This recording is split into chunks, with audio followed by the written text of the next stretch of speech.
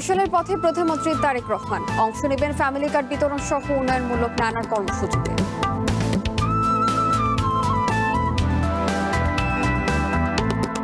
বন্যা কবলিত দেশের 7 জেলা, এখন পর্যন্ত 51 জনের মৃত্যু। চট্টগ্রাম, কক্সবাজার ও বান্দরবানে দুর্ভোগ চরমে।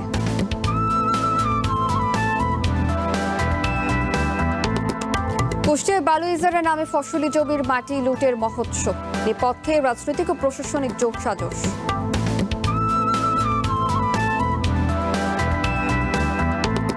কুড়িগ্রামে পুলিশের সামনেই 10 বাড়িতে হামলা, ভাঙচুর ও লুটপাটের অভিযোগ। 6 দিন পরও অধরা আসামিরা।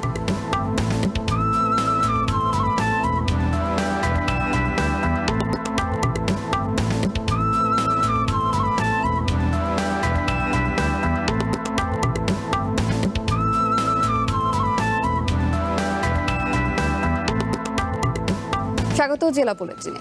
আমি শাজিয়া শাওন। শুনছিলেন শিরোনাম, এবারে বিস্তারিত। আজ বরিশাল জেলা সফরে যাচ্ছেন প্রধানমন্ত্রী তারেক রহমান। দিনব্যাপী এই সফরে তিনি পরিবেশ উন্নয়ন, সামাজিক নিরাপত্তা নিশ্চিতকরণ এবং সাংগঠনিক একাধিক কর্মসূচিতে অংশ নেবেন। সকালে প্রধানমন্ত্রী তারেক রহমান সড়ক পথে লাল বাসে করে ঢাকা থেকে বরিশালের উদ্দেশ্যে রওনা হন। প্রধানমন্ত্রী হিসেবে দায়িত্ব গ্রহণের পর এটি তার প্রথম বরিশাল সফর। সকাল 10:30টায় প্রধানমন্ত্রী বরিশালের গৌরনদী উপজেলার বাটাজোড়ে একটি বৃক্ষরোপণ কর্মসূচিতে প্রধান অতিথি হিসেবে যোগ দেবেন। এরপর সকাল 10:40 একই স্থানে সাধারণ মানুষের মাঝে ফ্যামিলি কার্ড বিতরণ কার্যক্রমের উদ্বোধন করবেন। দুপুর 1টায় তিনি বরিশাল শহরের সাগরদী খালপাড়ের অপর একটি বৃক্ষরোপণ কর্মসূচিতে অংশ নেবেন। পরবর্তীতে বিকেল 3টায় বরিশাল শিল্পকলা একাডেমিতে আয়োজিত একটি সাংগঠনিক সভায় যোগদানের মধ্য দিয়ে তার এই সফর শেষ হবে।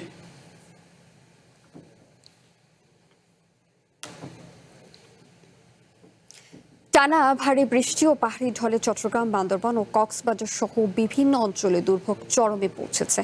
প্রাণহানি ছাড়াও ভেঙে পড়েছে যোগাযোগ ব্যবস্থা। খাবার ও বিশুদ্ধ পানির সংকটে মানবতার জীবন কাটাচ্ছেন দুর্গত এলাকার বাসিন্দারা। অন্যদিকে বান্দরবান ও মৌলভীবাজারের অনেক এলাকা তলিয়ে আছে। বিচ্ছিন্ন রয়েছে সড়ক যোগাযোগ, বন্ধ রয়েছে বিদ্যুৎ ও ইন্টারনেট সেবা। গাইবান্ধা ও তিস্তা পাড়ে তীব্র আকার ধারণ করেছে নদী ভাঙন। নতুন করে বন্যার আতঙ্কে দিন কাটাচ্ছে উত্তরাঞ্চলের মানুষ। বান্দরবানে বৃষ্টি না থাকায় কমতে শুরু করেছে সাঙ্গু নদীর পানি, তবে কাটেনি মানুষের দুর্ভোগ। এখনো শহরের নিম্নাঞ্চল সহ বিভিন্ন এলাকা তলিয়ে রয়েছে। বিচ্ছিন্ন সড়ক যোগাযোগ, বিদ্যুৎ ও ইন্টারনেট সেবা বন্ধ থাকায় চরম ভোগান্তিতে পড়েছেন জেলার বাসিন্দারা। নষ্ট হয়ে গেছে আসবাবপত্র, খাদ্য সামগ্রী ও প্রয়োজনীয় জিনিসপত্র। আমার বাচ্চা অনেকদিন ধরে অসুস্থ, ডাক্তারের কাছে নিয়ে গেছি, পানির জন্য এতদিন নিতে পারতেছি না। আমার এখানে অনেক জিনিস ক্ষতি হয়েছে। এই পর্যন্ত আমার 23 সাল পর্যন্ত আমি অনেক কষ্ট করেছি, এক পিস মালপত্র বার করতে পারিনি। দেখা দিয়েছে বিশুদ্ধ পানি ও খাবারের তীব্র সংকট। পানিবন্দী মানুষ পাচ্ছেন না প্রয়োজনীয় সেবাও। আজকে 5 দিন ধরে খানা খাইতে না, কিছু দিতে হয় না, পোলাপান লাগিয়া খাবার আনতে পারি না, পানির লাগিয়া। আমরা এখানে মনে করেন অনেক কষ্টে আছি, মাল সাবানা নিয়ে, পোলাপান নিয়ে, সর্বকিছু নিয়ে। আজকে 5-6 দিন ধরে পানিবন্দী আছি আমরা। আমাদের আশ্রয় কেন্দ্রগুলিতে এখন 4000-এর অধিক আশ্রয় প্রার্থীরা আছেন এবং তাদের ত্রাণ সামগ্রী বা অন্যান্য নিরাপত্তা বা অন্যান্য বিষয়ে এখন পর্যন্ত আমরা ওয়াকিবহাল আছি, তাদের কোনো রকম সমস্যা তৈরি হচ্ছে না। কক্সবাজারের উখিয়া, চকরিয়া, পেকুয়া ও টেকনাফ সহ জেলার অধিকাংশ নিম্নাঞ্চল এখন পানির নিচে। দুর্গত এলাকায় দেখা দিয়েছে খাদ্য ও বিশুদ্ধ পানির তীব্র সংকট। পাল্লা দিয়ে বাড়ছে মৃত্যুর মিছিল। রবিবার সকাল পর্যন্ত জেলায় 8 দিনে মৃতের সংখ্যা দাঁড়িয়েছে 28 জনে। আশ্রয়কেন্দ্র আছি, ইয়া পানি প্রায় 8-2 পানি বাড়ি গিয়ে কিবাল হন ইয়া নাই, পানি বেশি। আমাদের রাজাখালী, পুরো রাজাখালী পানির তলে ডুবে গেছে। পুরো এলাকায় পানি নিমজ্জিত আছে, যেহেতু এখানে পানির এখন সুপেয় পানির তীব্র সংকট। গাইবান্ধায় তিস্তা ও যমুনা, ব্রহ্মপুত্র নদের পানি কমতে শুরু করলেও কমেনি ভাঙনের তীব্রতা। উজানের ঢল আর প্রবল স্রোতের কারণে জেলার প্রায় অর্ধশত পয়েন্টে শুরু হয়েছে তীব্র নদী ভাঙন। মৌলভীবাজারে নদ নদীর পানি কমতে শুরু করায় জেলা জুড়ে দীর্ঘস্থায়ী বন্যার সংখ্যা কিছুটা কেটেছে। মনু, কুশিয়ারা, ধলাই ও জুড়ি নদীর পানি বিপদসীমার নিচ দিয়ে প্রবাহিত হচ্ছে। পানি উন্নয়ন বোর্ড বলছে, নতুন করে অতি ভারী বৃষ্টিপাত না হলে নদীর পানি বৃদ্ধির সম্ভাবনা নেই, তবে দুর্ভোগ এখনো কাটেনি। ভাঙতে ভাঙতে এখনো আমার লাশ মুড়তে সরকার কিনা লইছে আর কিচ্ছু করার নাই এখন আমি আছি রিস্কের উপরে আপনারা দেখে যাই টানা ভারী বর্ষণ আর উজান থেকে ধেয়ে আসা পাহাড়ি ঢলে আবারও ফুঁসে উঠছে তিস্তা নদী। ভারী বৃষ্টিপাতে নদীর পানি বেড়ে যাওয়ায় তিস্তাপাড়ের মানুষের মাঝে নতুন করে বন্যার আতঙ্ক ছড়িয়ে পড়েছে। পানি বৃদ্ধির পাশাপাশি সমানতালে বাড়ছে নদী ভাঙনের আশঙ্কাও।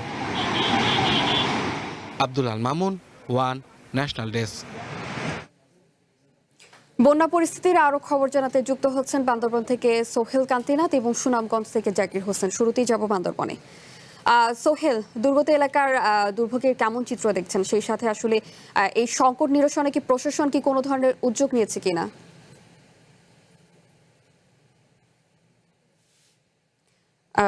দুঃখিত, সোহেলের কানেকশনটি আমাদের এখন সংযোগ বিচ্ছিন্ন হয়ে গেছে। আমরা চলে যাচ্ছি সুনামগঞ্জে। জাকির, জেলায় রোববার সন্ধ্যার পর থেকে পাহাড়ি ঢল নেমেছে। আসলে বর্তমানে এখানের অবস্থা কেমন দেখছেন? প্রশাসন কি কোনো ধরনের উদ্যোগ নিয়েছে কিনা? দেখুন, সুনামগঞ্জের সুরমা এবং কুশিয়ারা এই দুইটি নদীর পানি কিন্তু গতকালকে বিকাল থেকেই কিন্তু বৃদ্ধি পাচ্ছে। অর্থাৎ উজানের যে ঢল, অর্থাৎ পাহাড় থেকে যে ঢল নামছে সেই ঢলের কারণে কিন্তু আমরা দেখেছি এই দুই নদীর পানি বৃদ্ধি পাচ্ছে। এবং সুরমা নদীর পানি সুনামগঞ্জ অংশে যেহেতু সুরমা নদী কুশিয়ারা নদী সিলেট এবং সুনামগঞ্জ নিয়ে গঠিত, তো কুশিয়ারা নদীর পানি এই মুহূর্তে কিন্তু বিপদসীমার উপরে রয়েছে। তো বিপদসীমার উপরে থাকায় কিন্তু আমরা দেখেছি সুনামগঞ্জের যে কুশিয়ারা নদী উপচে কোথাও কোথাও আমরা দেখেছি পানি প্রবেশ করছে এবং কোথাও কোথাও আমরা দেখেছি ভাঙ্গনের দেখা দিয়েছে এবং ভাঙ্গনের দেখা দেয় কিন্তু বিস্তীর্ণ এলাকা প্লাবিত হওয়া শুরু করেছে। তো কুশিয়ারা নদীর রানীগঞ্জ অংশে অর্থাৎ জগন্নাথপুর বেশ কয়েকটি ভাঙ্গন দেখা দিয়েছে ইতিমধ্যে। সেই ভাঙ্গনের তীব্র স্রোত রয়েছে, সেই স্রোতের কবলে কিন্তু রাস্তাঘাট ভেঙে গেছে এবং লোকালয়ে ইতিমধ্যে পানি প্রবেশ করেছে। অন্যদিকে আপনি নিশ্চয়ই দেখতে পাচ্ছেন আমরা এই মুহূর্তে রয়েছে সুরমা নদীর তীরে। সুরমা নদীর তীরে কিন্তু গতকালকের তুলনায় আজকে প্রায় 6 সেন্টিমিটার পানি বৃদ্ধি পেয়েছে। অর্থাৎ পানি কিন্তু ক্রমাগতই বৃদ্ধি পাচ্ছে এবং এই বৃদ্ধি অব্যাহত থাকবে আগামী 48 ঘন্টা। গতকালকে রাত্রে বন্যা পূর্বাভাস ও সতর্কীকরণ কেন্দ্রে বরাদ দিয়ে পানি উন্নয়ন বোর্ডের নির্বাহী প্রকৌশলী আমজাদুল হক আমাদেরকে জানিয়েছেন যেহেতু ভারতের চেরাপুঞ্জিতে বৃষ্টিপাত অস্বাভাবিক আকার বৃষ্টিপাত হয়েছে, সেই বৃষ্টির পানি সুনামগঞ্জের দিকেই আসছে। আর আপনি যেমনটা বলছেন, প্রশাসনের পক্ষ থেকে কিন্তু ইতিমধ্যে কিন্তু যে বন্যা পরিস্থিতি মোকাবেলার জন্য সকল প্রস্তুতি তারা নিয়েছে। আমি কথা বলেছিলাম জেলা প্রশাসক মিনহাজুর রহমানের সাথে, তিনি আমাদেরকে জানিয়েছেন ইতিমধ্যে 12 উপজেলায় তাদের যে দুর্যোগ ব্যবস্থাপনা কমিটির যে সভা, সেই সভা অনুষ্ঠিত হয়েছে এবং সেই সভা থেকে তারা আমাদেরকে জানিয়েছেন যে 12 উপজেলায় ইতিমধ্যে তাদের শুকনো খাবার থেকে শুরু করে যে বন্যা কবলিত যে উদ্ধার কাজ, সেই সমস্ত সকল প্রস্তুতি তারা ইতিমধ্যে নিয়েছে। তো সার্বিকভাবে আমরা বলতে পারি আগামী 48 ঘন্টা সুরমা সহ শাখা নদীর পানি বৃদ্ধি পাবে এবং নিম্নাঞ্চল প্লাবিত হওয়ার একটা শঙ্কার কথা রয়েছে। এই ছিল সুনামগঞ্জ থেকে বন্যা পরিস্থিতির সর্বশেষ। জাকির, আপনাকে ধন্যবাদ। দর্শক, বন্যার পরিস্থিতির খবর জানতে আমরা আবারও বান্দরবনে যুক্ত হচ্ছি। সোহেল, বর্তমানে বান্দরবনের অবস্থা কেমন দেখছেন, সেই সাথে সংকট নিরসনে প্রশাসন কি কোনো ধরনের উদ্যোগ নিয়েছে কিনা সে সম্পর্কে জানাবেন। ধন্যবাদ আপনাকে। গতকাল থেকে আজ সকাল পর্যন্ত গুড়ি থেমে থেমেও মাঝারি বৃষ্টিপাত অব্যাহত থাকলেও ভারী বর্ষণ না হওয়ার কারণে বান্দরবনের বন্যা পরিস্থিতি অনেকটা উন্নতি হয়েছে। বান্দরবনের যে সাঙ্গু এবং মাতামরি রয়েছে, মাতামরি এই দুই নদীর পানি কমতে শুরু করেছে, ফলে যে বান্দরবনের যেসব নিম্নাঞ্চল প্লাবিত হয়েছিল সেই সব নিম্নাঞ্চল থেকে পানি নেমে গেছে। আমি এই মুহূর্তে আছি বান্দরবান শহরে আর্মি পাড়া এলাকা। আমি যদি একটু দেখাতে চাই, আপনি দেখতে পাবেন যে এই আমি দাঁড়িয়ে আছি। গতকাল সকালেও এই এলাকায় যেসব বাড়ি আছে পানি ছিল, তবে গতকাল যে বৃষ্টিপাত দেওয়ার পর থেকে আসলে পানি নামতে শুরু করে পুরোপুরি পানি নেমে গেছে বললে এখানে কাদায় ভরে গেছে। আমরা সেখানে যারা বন্যায় কবলিত হয়েছিল তারা তারা সকাল থেকে তাদের ঘর বাড়ি ব্যস্ত সময় পার করতেছে। তবে বানোর পানি কমে গিয়ে স্বস্তি ফিরলেও দুর্ভোগে পড়েছে বন্যা কবলিত বাসিন্দারা। আমরা তাদের সাথে কথা বলেছি, তারা আমাদেরকে যেটি জানিয়েছে আসলে বন্যা পানি নেমে যাওয়াতে তারা স্বস্তি, তাদের মধ্যে একটা স্বস্তি এসেছে। তবে দুর্ভোগ বেড়েছে কয়েক গুণ। তো এই ছিল আমার কাছে বান্দরবানের বন্যা পরিস্থিতি নিয়ে সবশেষ তথ্য। সোহেল, আপনাকে ধন্যবাদ। বন্যার সর্বশেষ পরিস্থিতি জানাচ্ছিলেন বান্দরবন এবং সুনামগঞ্জ থেকে। চট্টগ্রামে বন্যা পরিস্থিতির ভয়াবহ রূপ নিয়েছে। পানিবন্দী হয়ে পড়েছে জেলার অন্তত 8 লাখ মানুষ। দেখা দিয়েছে খাবার ও বিশুদ্ধ পানির সংকট। ভেঙে পড়েছে স্যানিটাইজেশন ব্যবস্থা। অভ্যন্তরীণ সড়ক যোগাযোগ বিচ্ছিন্ন হওয়ায় ত্রাণ পৌঁছাতেও বিপাকে পড়তে হচ্ছে। দুর্গতদের উদ্ধারে কাজ করছে সেনাবাহিনী, ফায়ার সার্ভিস সহ সরকারি বেসরকারি বিভিন্ন সংস্থা। নতুন করে যুক্ত করা হয়েছে বর্ডার গার্ড বাংলাদেশ, বিজিবি।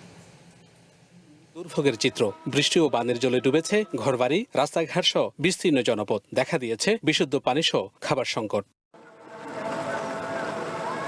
আবহাওয়ার 3 নম্বর সতর্ক সংকেত উঠে গেলেও চট্টগ্রামে বন্যা পরিস্থিতি এখনো অপরিবর্তিত। পানিবন্দী হয়ে চরম দুর্ভোগে পড়েছেন জেলার প্রায় 2 লাখ পরিবার। ভেঙে পড়েছে সড়ক যোগাযোগ, অনেক এলাকায় নেই বিদ্যুৎ। দুর্গতদের উদ্ধার, পুনর্বাসন ও ত্রাণ কার্যক্রমে যোগ দিয়েছে সেনাবাহিনী। অনেক কষ্ট মানে ছোলো ডুফা অনেক কষ্ট করে গাড়ি ছোলো একটা আনছে আর কি, এটা দিয়ে রান্না বান্না করছে। আমরা ছেলেমেয়েরা স্কুলে যেতে পারতেছে না, লেখাপড়া যেতে করতে পারতেছে না। এখানে ঘরের ভিতরেও পানি, আমরা রান্না বান্না করে খাওয়ার মতো এরকম কোনো কিছু নেই। প্রশাসন ও স্থানীয় সূত্র বলছে, সাতকানিয়া, বাঁশখালী সহ 5 উপজেলায় অন্তত 8 লাখ লোক পানিবন্দী হয়ে মানবেতর জীবনযাপন করছেন। আমি এই বন্যার জন্য আমরা মাদ্রাসা যাইতে পারি না। আমাদের বোরকা পড়লে বোরকা ভিজে যায়, আমরা যাইতে পারি না। ওখানে কোনো সহযোগিতা হচ্ছে না। অনেক পানি, এখানে পানিতে আমরা যেতে অনেক কষ্ট হয়। এই বর্ষার শুরু হয়ে গেছে, এখানে জল অবস্থা এইভাবে চলতেছি। কাপড় চোপড় সবসময় মসজিদে যাওয়ার সময় কাপড় ভিজে যায়। সাঙ্গুরুদের পানি বিপদসীমার উপর দিয়ে প্রবাহিত হওয়ায় কেরানীহাট বান্দরবান মহাসড়কের অনেক অংশ এখনো পানির নিচে। অভ্যন্তরীণ যোগাযোগ ব্যবস্থা পুরোপুরি বিচ্ছিন্ন হওয়ায় দুর্গত মানুষের কাছে ত্রাণ পৌঁছানো অনেক কঠিন হয়ে পড়েছে। বন্যা পরিস্থিতি মোকাবেলায় স্থানীয় প্রশাসনের পাশাপাশি কাজ করছে সেনাবাহিনী, ফায়ার সার্ভিস সহ বিভিন্ন স্বেচ্ছাসেবী সংগঠন। নতুন করে যুক্ত হচ্ছে বিজিবি। দুর্গতদের জন্য পর্যাপ্ত ত্রাণ ও নগদ অর্থ প্রস্তুত রাখা হয়েছে বলেও জানিয়েছে জেলা প্রশাসন। অতিবৃষ্টি আর পাহাড়ি ঢলে এখানকার অধিকাংশ গ্রামের অবস্থা এরকম হাঁটু থেকে কোমর সমান পানিতে তলিয়ে আছে। ভুক্তভোগীরা বলছেন, এই বর্ষা আরও প্রলম্বিত হলে তাদের ভাগ্যে যে কি হয় সেটি নিয়ে দুশ্চিন্তার অন্ত নেই তাদের। Shahnaz Riton, One News, Banshkhali, Chattogram. অতিবৃষ্টি, পাহাড়ি ঝোল ও বন্যায় হবিগঞ্জে ফসলের ব্যাপক ক্ষয়ক্ষতি হয়েছে। বন্যার পানিতে তলিয়ে নষ্ট হয়ে গেছে রোপা, আউশ ধান ও গ্রীষ্মকালীন শাকসবজি। এতে কোটি টাকার ক্ষয়ক্ষতির মুখে পড়েছেন হাজারো কৃষক। ক্ষতি কাটিয়ে উঠতে সরকারি সহায়তার দাবি জানিয়েছেন তারা। বন্যার পানি কমতে চোখের সামনে ভেসে উঠছে ক্ষয়ক্ষতি। কয়েকদিনের টানা বৃষ্টি আর উজান থেকে নেমে আসা পাহাড়ি ঢলে তলিয়ে যায় বিস্তীর্ণ ফসলি জমি। কৃষি বিভাগের তথ্য মতে জেলায় 1259 হেক্টর রোপা আউশ ধান এবং 233 হেক্টর গ্রীষ্মকালীন শাকসবজির জমি পানিতে তলিয়ে গেছে। এতে ক্ষতির পরিমাণ দাঁড়িয়েছে কয়েক কোটি টাকা। ফসল হারিয়ে দিশেহারা হয়ে পড়েছেন কয়েক হাজার কৃষক। অনেকেই ঋণ নিয়ে চাষ করেছিলেন, এখন সেই লোকসান কিভাবে পুষিয়ে উঠবেন তা নিয়ে দুশ্চিন্তায় দিন কাটছে তাদের। আমি 1.5 জায়গা করছি আর এটা 8 জায়গা পয়সা গাছিল, ধান খেত আছিল 1.5 এটা গেছি গা। 3 জায়গা সবজি করছিলাম, 60,000 টাকার মতো খরচা গেছে আমার। ফার্স্ট অবস্থা ছিল জায়গা করছিলাম আমি বুড়ো বাদমাইয়া ধান ফাইনে বাড়ি ঘর তো নিচে খেত পচাই গিয়া। কৃষি সম্প্রসারণ অধিদপ্তর জানিয়েছে মাঠ পর্যায়ে ক্ষয়ক্ষতির পরিমাণ নির্ধারণে কাজ চলছে। তালিকা প্রস্তুত শেষে ক্ষতিগ্রস্ত কৃষকদের সরকারি সহায়তা দেওয়া হবে। জরিপ কাজ যেটা কার কি পরিমাণ ক্ষয়ক্ষতি হয়েছে সেটা চলমান আছে।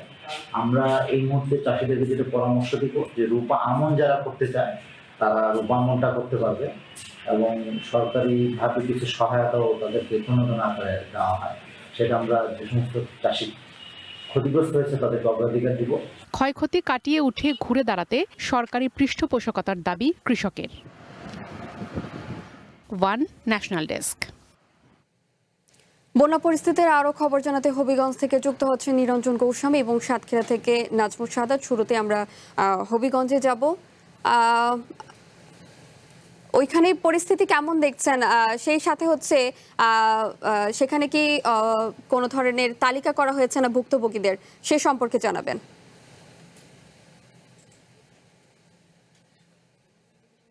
যেমনটি বলছিলেন, হবিগঞ্জের খোয়াই নদীতে বাঁধে ভাঙনের ফলে সৃষ্ট বন্যায় কিন্তু 25টি গ্রামের অন্তত অর্ধলক্ষাধিক মানুষ কিন্তু দুর্ভোগে পড়েছেন এবং প্রতিদিনই কিন্তু নতুন নতুন এলাকা প্লাবিত হচ্ছে। এছাড়াও বন্যায় কিন্তু হবিগঞ্জে ব্যাপক ক্ষয়ক্ষতি হয়েছে, বিশেষ করে দুর্গত এলাকাগুলোতে আমরা যেটি দেখতে পেরেছি বেশ কিছু কাঁচা ঘর কিন্তু ধসে পড়েছে। পাশাপাশি হবিগঞ্জ মিরপুর আঞ্চলিক সড়কের বেশ ক্ষয়ক্ষতি হয়েছে। সড়কের কিন্তু অনেকগুলো স্থানে বড় বড় গর্তের সৃষ্টি হয়েছে। এছাড়াও হবিগঞ্জে বন্যায় সবচেয়ে বেশি ক্ষতি হয়েছে কিন্তু কৃষিখাতের। কৃষি বিভাগের তথ্য মতে 1260 হেক্টর রূপা আউশ এবং 233 হেক্টর গ্রীষ্মকালীন শাকসবজির ক্ষতি হয়েছে এবং তারা যেমনটি বলছেন, যেহেতু বন্যা দীর্ঘায়িত হচ্ছে, পাশাপাশি নতুন করে বিভিন্ন এলাকা প্লাবিত হচ্ছে, এর ফলে কিন্তু ক্ষয়ক্ষতির পরিমাণ আরো বাড়তে পারে।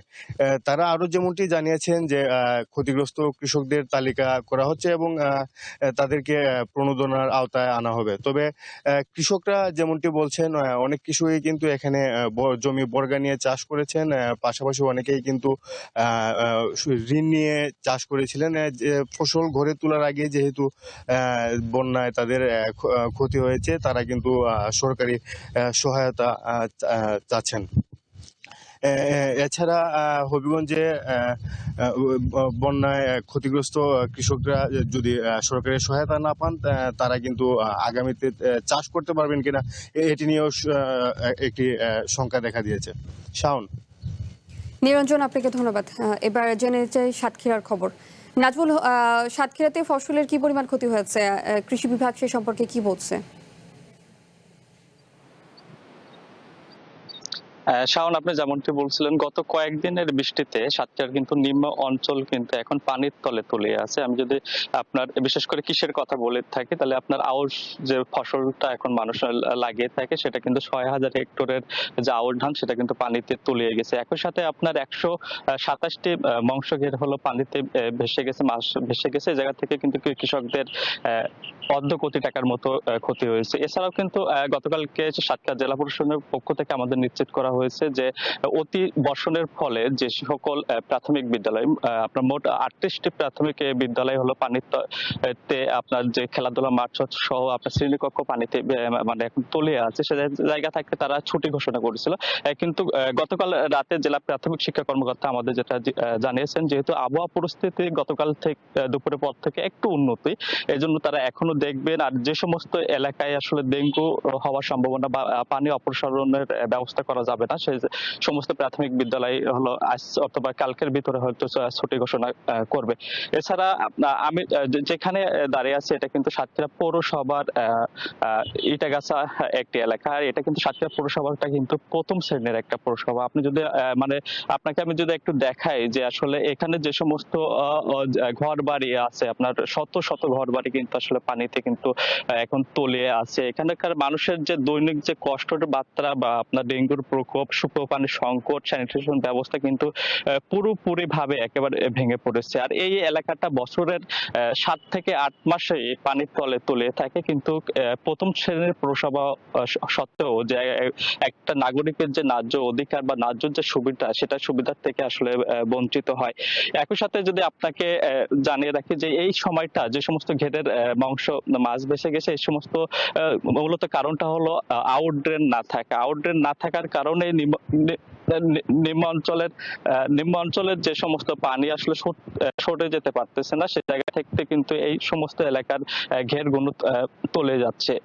শাওন, আমার কাছে এই ছিল এখনকার সর্বশেষ পরিস্থিতি। নাজমুল, আপনাকে ধন্যবাদ। বন্যা পরিস্থিতির আরো খবর জানাচ্ছিলাম হবিগঞ্জ এবং সাতক্ষীরা থেকে। কুষ্টিয়ায় গড়াই নদীর বালু ইজারার নামে চলছে ফসলি জমির মাটি লুটপাটের মহোৎসব। এতে হুমকিতে পড়েছে কৃষি জমি ও রাস্তাঘাট। অভিযোগ উঠেছে রাজনৈতিক দল ও প্রশাসনের যোগসাজশে এমন অবৈধ কর্মকাণ্ড চালাচ্ছে ঠিকাদারি প্রতিষ্ঠান। রাজনৈতিক দল ও প্রশাসনের মধ্যে টাকা ভাগা বাটোয়ার একটি তালিকা এসেছে চ্যানেল ওয়ানের হাতে। এ বিষয়ে ব্যবস্থা নেওয়ার আশ্বাস দিয়েছে পানি উন্নয়ন বোর্ড। এই দৃশ্য কুষ্টিয়ার কুমারখালী উপজেলার গড়াই নদী থেকে ড্রেজিংকৃত বালি অপসারণের নামে ফসলি জমি থেকে মাটি কাটার, বালি ইজারার নামে দিনরাত চলছে লুটপাটের এই মহা উৎসব।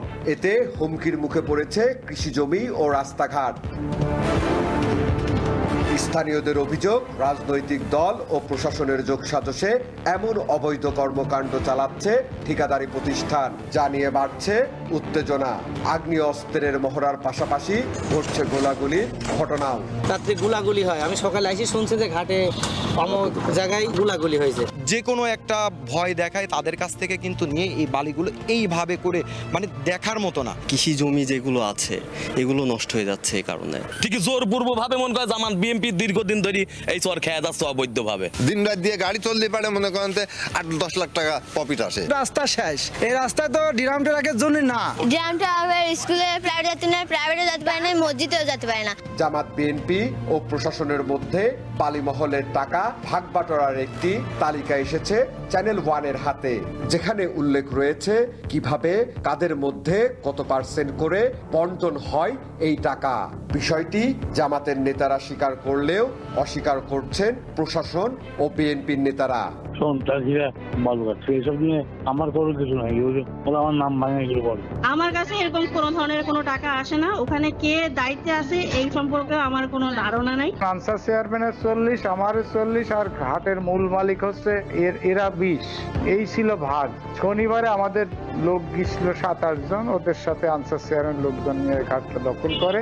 এই ঘাট দখল করে দেওয়া পর্যন্ত আমরা শেষ, ওখানে আমরা যাই নাই। পরে কোনো ঘাট কেন্দ্রিক কোনো ব্যক্তি আমার নামে বা টাকা পয়সা এখানে যদি কেউ নিয়ে থাকে সেটা হলো ব্যক্তি বিশেষ নিয়েছে, কিন্তু ওসি কুমারখালী জামাল উদ্দিন আমি স্পষ্ট ভাষায় বলতে চাই কোনো ঘাট কেন্দ্রিক টাকা পয়সা আমি রিসিভ করি না এবং খাই না। বালি অপসারণ নিয়ে এলাকায় বিশৃঙ্খলা বা অবৈধ কর্মকাণ্ড চললে ব্যবস্থা নেওয়া হবে বলে জানিয়েছে পানি উন্নয়ন বোর্ড।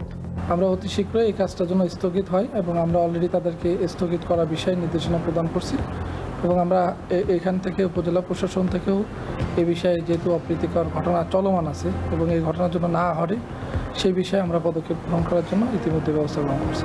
চলতি বছরের মে মাসে ৭৯,৭৪,০০০ টাকায় গড়াই নদী থেকে ড্রেজিংকৃত 2,02,500 ঘনমিটার বালি অপসারণের কাজ পায় সৈকত এন্টারপ্রাইজ নামের একটি ঠিকাদারি প্রতিষ্ঠান। সনি আজিম, 1 নিউজ, কুষ্টিয়া। কুড়িগ্রামের রাজারহাটে চিনা ইউনিয়নে 10টি বাড়িতে হামলা, ভাঙচুর ও লুটপাটের অভিযোগ উঠেছে। স্থানীয় ইউপি সদস্য খলিল মেম্বারি এর মূল হোতা। পুলিশের সামনে এই ঘটনা ঘটেছে বলে জানান ভুক্তভোগীরা। খলিল মেম্বারের নেতৃত্বে 2 শতাধিক ব্যক্তি সংঘবদ্ধভাবে এই তাণ্ডব চালায় বলে দাবি তাদের। ঘটনার পর 62 জনের নামে মামলা হলেও কোনো আসামিকে গ্রেপ্তার করতে পারেনি পুলিশ। ফলে চরম নিরাপত্তাহীনতায় বাড়ি ছাড়া ক্ষতিগ্রস্ত 10 পরিবার। গত 5 জুলাই দুপুর কুড়িগ্রামের রাজারহাটে কয়েকটি পরিবারের উপর চড়াও হয় 200-র বেশি মানুষ, চালায় সংঘবদ্ধ হামলা। স্থানীয়দের অভিযোগ, ইউনিয়ন পরিষদের সদস্য খলিল মেম্বারের নেতৃত্বে কোরবান আলী ও সেকেন্দার আলী সহ প্রায় 2 শতাধিক ব্যক্তি দেশীয় অস্ত্র নিয়ে এলাকায় মহড়া দেয়, এমনকি মাইকিং করে স্থানীয়দের ঘটনাস্থলে আসতে নিষেধ করে। এরপর বাহাদুর আলীর বাড়িসহ অন্তত 10টি বসত বাড়িতে চালায় তাণ্ডব।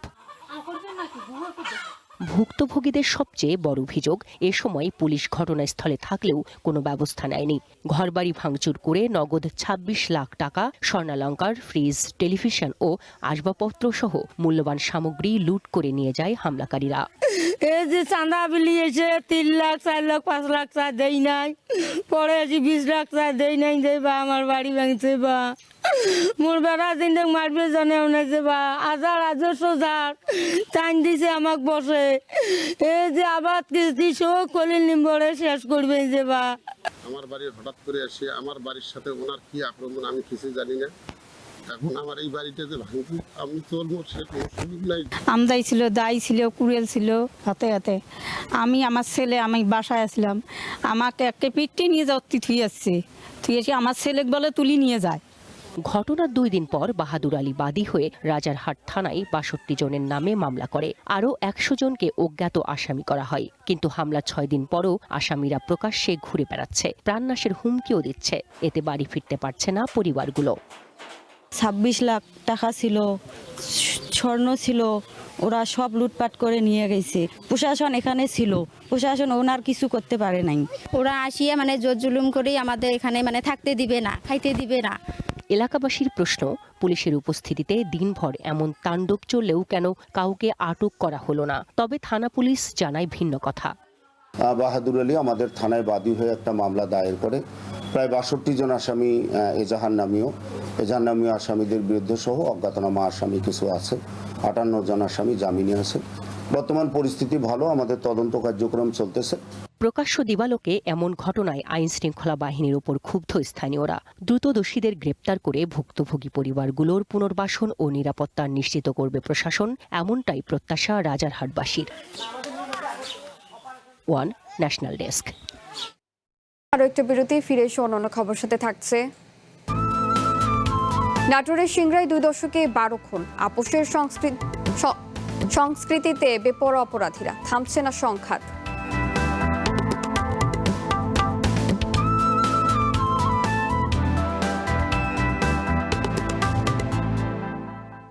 আবার স্বাগত জেলা বুলেটিনে।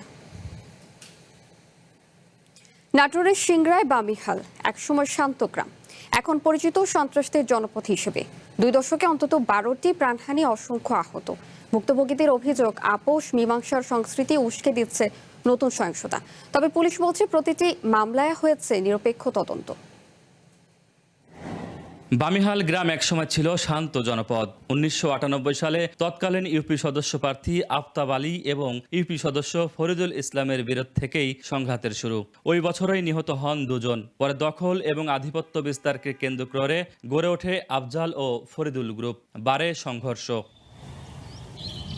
2005 সালের 28 ডিসেম্বর ঘটে আলোচিত বামিহাল পুলিশ ফাঁড়ি লুটের ঘটনা। সেদিন গুলি করে হত্যা করা হয় 3 পুলিশ সদস্যকে। ওই মামলায় ফরিদুল, আফজাল, আফতাব সহ একাধিক ব্যক্তি আসামি হন। এখন ফরিদুলের ভাই আব্দুল কুদ্দুস ওই পক্ষের নেতৃত্ব দিচ্ছেন।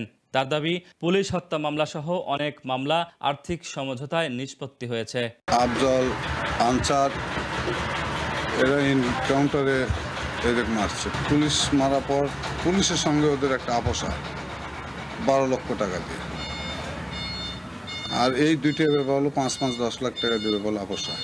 2টি হত্যা মামলা বিচারাধীন থাকলেও অধিকাংশ মামলায় সাক্ষ্য প্রমাণের অভাবে আসামিরা খালাস পেয়েছেন। অভিযোগ, টাকার বিনিময়ে বাদী বিবাদীরা আপোষ করেছেন। তবে 2 পক্ষের লোকজনই বলছেন থামেনি সহিংসতা। আওয়ামী লীগের সাথে অতবৈতভাবে জড়িত আমাদের এনটি গ্রুপটা। তারপরে মনে করেন যে একাধিক মার্ডার গন্ডগোল। 7-8 জন লোক আসছিল, তে আমার ভাগি শরীর করলো যে কেস মীমাংসা করা লাগবে। তে আমার মা আসছিল, আমার মা বলে তে কোনো কেস তুলে দেওয়া হবে। মীমাংসার পর শান্তি আসছিল, আসার পর আবার 2-3টা মার্ডার হচ্ছে। একটা মামলার বিচার হয় নাই বা আমি শুনিও নাই, শুনি যে সব মামলা সব মীমাংসা করে যার মধ্যে তাই খালাস হয় চলে আসে আর কি। নিহতদের স্বজনদের অভিযোগ, বিচার না হওয়ায় অপরাধীরা আরও বেপরোয়া হয়ে উঠছে। আপোষে রাজি না হলে প্রভাবশালীদের চাপে এলাকায় টিকে থাকাও কঠিন হয়ে পড়ে।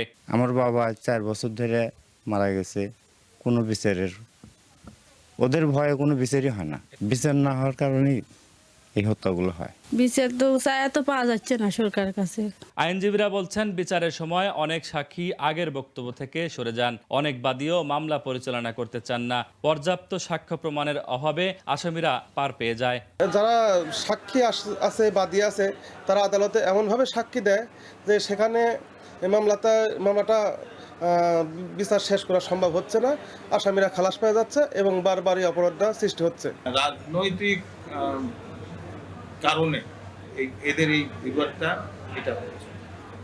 যখন যে সরকার আসে তখন সেই সরকারের ওই অঞ্চলের যিনি নেতা হন, এমপি হন, মন্ত্রী হন, তারা এই গ্রুপগুলোকে হ্যান্ডেল করে তার নিজের স্বার্থে।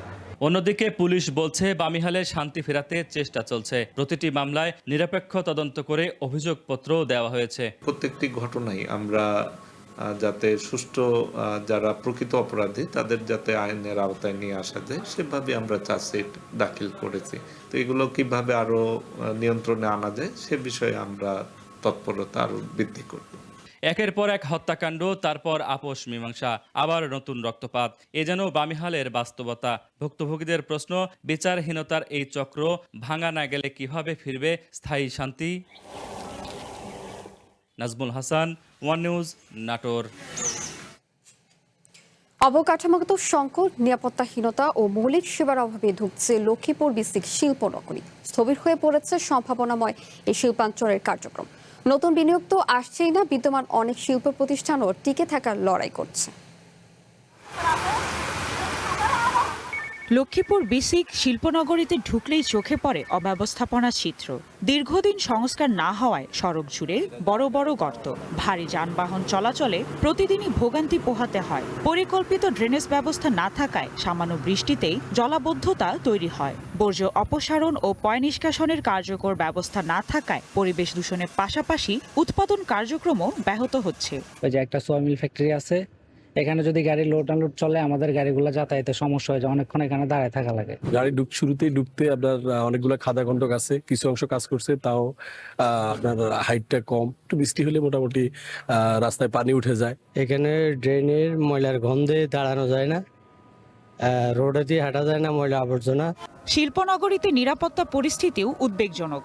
নেই কোনো সীমানা প্রাচীর, নেই স্থায়ী নিরাপত্তা ব্যবস্থা। রাতে অন্ধকারে চুরি ডাকাতির আশঙ্কা বাড়ছে। বন্ধ হয়ে যাওয়া কয়েকটি কারখানা এখন প্রায় পরিত্যক্ত। স্থানীয়দের অভিযোগ, এসব ভবনে রাতের বেলায় মাদকসেবীদের আড্ডা বসে। ফলে নিরাপত্তাহীনতার মধ্যেই শিল্প প্রতিষ্ঠান পরিচালনা করছেন উদ্যোক্তারা। আমাদের শ্রমিকগুলো আসতেছেন, বিভিন্ন কাদা পানিতে আসতে অনেক সমস্যা হচ্ছে। আমাদের ড্রেনেজ ব্যবস্থা নাই, ড্রেন যেটা আছে সেটারও পানি বের হওয়ার মতো আর রাস্তা নাই। 1997 সালে প্রায় 3.5 কোটি টাকা ব্যয়ে 16 একর জমির ওপর গড়ে ওঠে লক্ষ্মীপুর বিসিক শিল্পনগরী। 2004 সালে শুরু হয় প্লট বরাদ্দ। 3 ক্যাটাগরির 100টি প্লট 54টি শিল্প ইউনিটের অনুকূলে বরাদ্দ দেওয়া হয়। কার্যক্রম শুরু করে 45টি প্রতিষ্ঠান। কিন্তু অবকাঠামো সংকট, গ্যাস ও বিদ্যুতের সমস্যা এবং ব্যবসায়িক অনিশ্চয়তায় এরই মধ্যে অনেক প্রতিষ্ঠান বন্ধ হয়ে গেছে। বর্তমানে কয়েকটি খাদ্য, রাইস মিল ও লুব্রিকেন্ট প্যাকিং কারখানা চালু থাকলেও সেগুলো নানা সংকটে উৎপাদন কমিয়ে পরিচালিত হচ্ছে।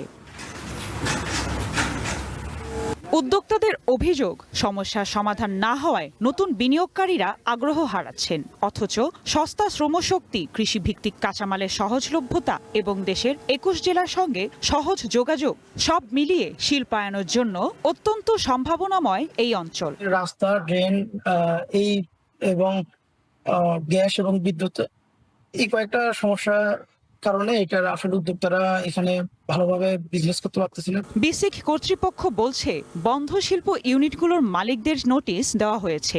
একই সঙ্গে নতুন বরাদ্দ পাওয়া অর্থ দিয়ে অবকাঠামো উন্নয়নের কিছু কাজও শুরু হয়েছে। রুগ্ন বন্ধ শিল্প ইউনিটগুলো চালুর বিষয়ে বর্তমান সরকার ক্ষমতা আসার পরে আমাদেরকে এই নির্দেশ প্রদান করছে যে আমরা যেন এগুলোকে দ্রুততর সময়ে চালুর জন্য ব্যবস্থা গ্রহণ করতে পারি। তো সেই বিষয়ে আমরা তাগাদাপত্র প্রেরণ এবং ভবিষ্যতে এদেরকে চালুর বিষয়ে আমরা ব্যবস্থা গ্রহণ করতেছি। আশা করি অতি দ্রুততর এই সময় আমরা চালু করতে পারবো। বিশেষজ্ঞদের মতে রাস্তা, ড্রেনেজ, গ্যাস, বিদ্যুৎ ও নিরাপত্তা এই মৌলিক সমস্যাগুলোর দ্রুত সমাধান করা গেলে লক্ষ্মী বিসিক শিল্পনগরী আবারও বিনিয়োগকারীদের আস্থা ফিরে পেতে পারে। এতে নতুন শিল্প প্রতিষ্ঠান গড়ে ওঠার পাশাপাশি হাজারো মানুষের কর্মসংস্থানের সুযোগ সৃষ্টি হবে। One national desk. জেলা বুলেটিনে নিচ্ছে আরো একটি বিরতি, ফিরে এসে অন্যান্য খবর সাথে থাকছে। জায়গা সংকটে প্রদর্শনের বাইরে বরেন্দ্র জাদুঘরের সিংহভাগ নিদর্শন, আধুনিকায়নের দাবি দর্শনার্থীদের।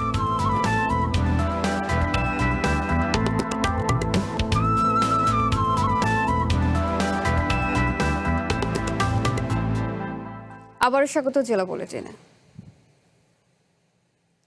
জামালপুরের মুসলিমাবাদ গ্রামকে মাদকমুক্ত রাখা এবং চিহ্নিত মাদক ব্যবসায়ীদের প্রবেশ ঠেকাতে জেলা প্রশাসকের কাছে স্মারকলিপি দিয়েছে স্থানীয় বাসিন্দারা। রোববার বিকেলে গ্রামবাসীর উদ্যোগে একটি বিক্ষোভ র্যালি বের করা হয়। র্যালিটি শহরের বিভিন্ন প্রধান সড়ক প্রদক্ষিণ করে জেলা প্রশাসকের কার্যালয়ের সামনে গিয়ে শেষ হয়। পরে সেখানে এক সংক্ষিপ্ত সমাবেশে বক্তারা অভিযোগ করেন, দীর্ঘদিন ধরে মুসলিমাবাদ এলাকায় চিহ্নিত কিছু মাদক ব্যবসায়ীর কারণে সামাজিক পরিবেশ নষ্ট হচ্ছে এবং সাধারণ মানুষকে চরম ভোগান্তি পোহাতে হচ্ছে। ইতিপূর্বে বিষয়টি প্রশাসনকে জানানো হলেও এখনো কোনো স্থায়ী সমাধান মেলেনি। তাই দ্রুত আইনগত ব্যবস্থা নিয়ে এলাকায় নিয়মিত পুলিশ টহল জোরদার এবং সাধারণ মানুষের নিরাপত্তা নিশ্চিত করার দাবি জানান তারা।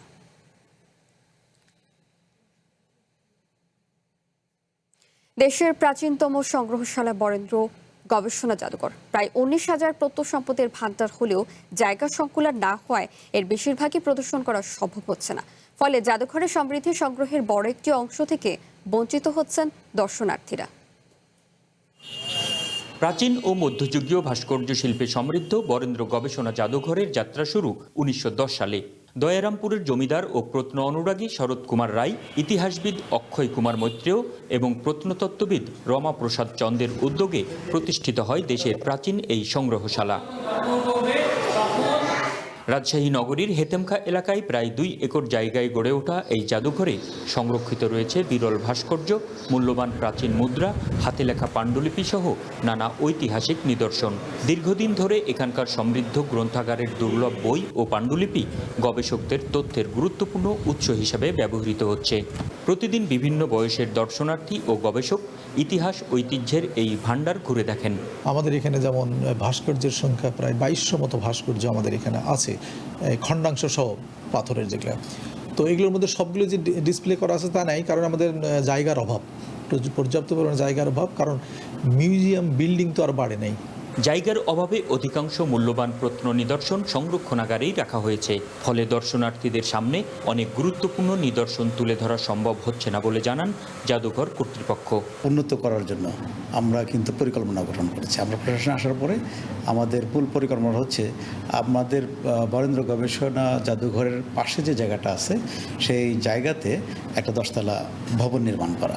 রাজশাহী বিশ্ববিদ্যালয় কর্তৃপক্ষ বলছে জাদুঘরের পরিসর বৃদ্ধি ও আধুনিকায়নের কাজ শুরু হয়েছে। খুব ভালো লাগছে এখানে এসে, যে অনেক কিছু প্রাচীনকালের জিনিস শেখা যায়। 2000 থেকে 4000 বছর আগের জিনিসপত্র দেখলাম, ঘুরতে অনেক ভালো লেগেছে, অনেক কিছু জানতেও পারলাম। বাংলাদেশের একমাত্রই প্রথম বরেন্দ্র জাদুঘর প্রতিষ্ঠিত হয়। এখানে অনেক সংস্কৃতির বিষয় জানার আছে, ইতিহাস বিষয়ে জানার আছে। কয়েকটা কক্ষ যদি বাড়িয়ে কিছু বই বা লাইব্রেরিতে কিছু বই আছে এনারা শুধু মুখে বলেন কিন্তু দেখাতে পারেন না, আরও নতুন কিছু জানতে পারতো বা দেখতে পারতো। আমরা অনেক কিছু এখানে আসলে দেখতে পারি, এগুলো তো আগে আমরা জানতাম না বা দেখতাম না। রাবি শিল্পকলা প্রত্নতত্ত্ব বিভাগ চালুর কথাও ভাবছে বিশ্ববিদ্যালয় কর্তৃপক্ষ। এসব উদ্যোগ বাস্তবায়িত হলে সংরক্ষণাগারে থাকা আরও অনেক মূল্যবান প্রত্ন সম্পদ দর্শনার্থীদের জন্য প্রদর্শনের সুযোগ তৈরি হবে। পাশাপাশি গবেষণা ও প্রত্ন ঐতিহ্য সংরক্ষণ কার্যক্রমও সমৃদ্ধ হবে বলে আশা সংশ্লিষ্টদের। Ahsan Habib Apu, one news, Rajshahi. জেলা বুলেটিন শেষ করার আগে সুনামগুলো জানিয়ে দিচ্ছে আরেকবার। বরিশালের পথে প্রধানমন্ত্রী তারেক রহমান অংশ নেবেন ফ্যামিলি কার্ড বিতরণ সহ উন্নয়নমূলক নানা কর্মসূচিতে।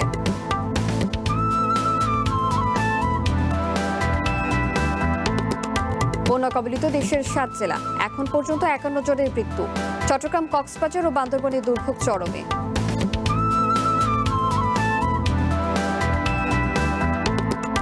কুষ্টিয়ায় বালুইজারা নামে ফসলি জমির মাটি লুটের মহোৎসব, এ পথে রাজনৈতিক ও প্রশাসনিক যোগসাজশ।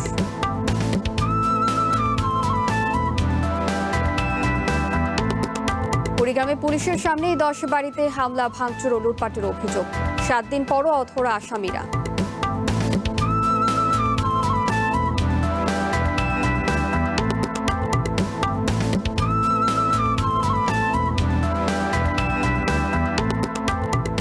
এই ছিল জেলা বুলেটিনে। চ্যানেল 1-এর সাথে থাকুন, যুক্ত থাকুন আমাদের ফেসবুক পেজ এবং ইউটিউব চ্যানেলে।